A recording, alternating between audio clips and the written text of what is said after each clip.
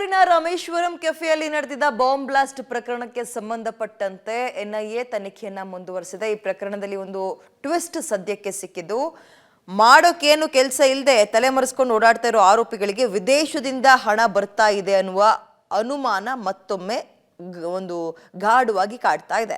Crypto ಕರೆನ್ಸಿಯ ಮೂಲಕ ಹಣ ವಹಿವಾಟು ಮಾಡ್ತಾ ಇದ್ದಾರೆ ಅನ್ನೋದು ಸ್ಪಷ್ಟವಾಗಿದೆ. ಈಗ ತನಿಖೆಯ ವೇಳೆ ಕ್ರಿಪ್ಟೋ ಕರೆನ್ಸಿ ಮೂಲಕ ವ್ಯವಹಾರ ಮಾಡೋಕೆ ನಕಲಿ ಅಕೌಂಟ್ಗಳನ್ನ ತೆರೀತಾ ಇದ್ರು ಅನ್ನೋದು ಕೂಡ ಗೊತ್ತಾಗಿದೆ. ಕೆಫೆ ಬಾಂಬ್ ಬ್ಲಾಸ್ಟ್ ಕೇಸ್ಗೆ ಟ್ವಿಸ್ಟ್ ಏನಪ್ಪಾ ಅಂದ್ರೆ, ಭಯೋತ್ಪಾದಕ ಕೃತ್ಯ ನಡೆಸೋಕೆ ಇವರಿಗೆ ಫಂಡಿಂಗ್ ಬರ್ತಾ ಇದ್ದಿದ್ದು ವಿದೇಶದಿಂದ.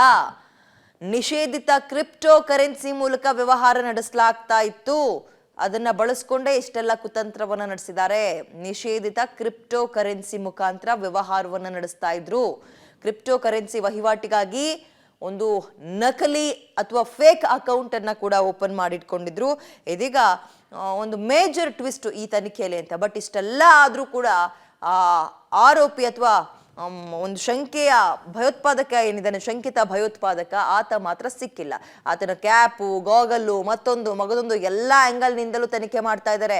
ಆತನಿಗೆ ಫೋನ್ ಕೊಟ್ಟಿದ್ದು ಯಾರು, ಮತ್ತು ಎಲ್ಲೆಲ್ಲಿಗೆ ಹೋಗಿದ್ದ, ಓಡಾಡಿದ್ದ, ಸಂಪರ್ಕ ಎಲ್ಲೆಲ್ಲಿ ಹೊಂದಿದ್ದಾನೆ, ಮತ್ತು ಈ ಅನುಮಾನ ಬಂದಂಥವ್ರ ಮೇಲೂ ಕೂಡ ತನಿಖೆನ ಮಾಡ್ಲಾಗ್ತದೆ. ಬಟ್ ಆತ ಮಾತ್ರ ಇನ್ನೂ ಸಿಕ್ಕಿಲ್ಲ. ಇದರ ನಡುವೆ ಒಂದು ಟ್ವಿಸ್ಟ್ ಏನಪ್ಪಾ ಅಂತ ಹೇಳಿದ್ರೆ, ವಿದೇಶದಿಂದ ಫಂಡಿಂಗ್ ಆಗ್ತಾ ಇತ್ತು ಈ ಕೆಲಸಕ್ಕೆ ಅಂತ. ಸಾಯಿ ಪಿ ಅನ್ನೋದಿರೋದು ನನ್ನ ತಮ್ಮನ ಹೆಸರು ಸಾಯಿ ಪ್ರಕಾಶ್, ನನ್ನ ಹೆಸರು ಸಾಯಿ ಪ್ರಸಾದ್.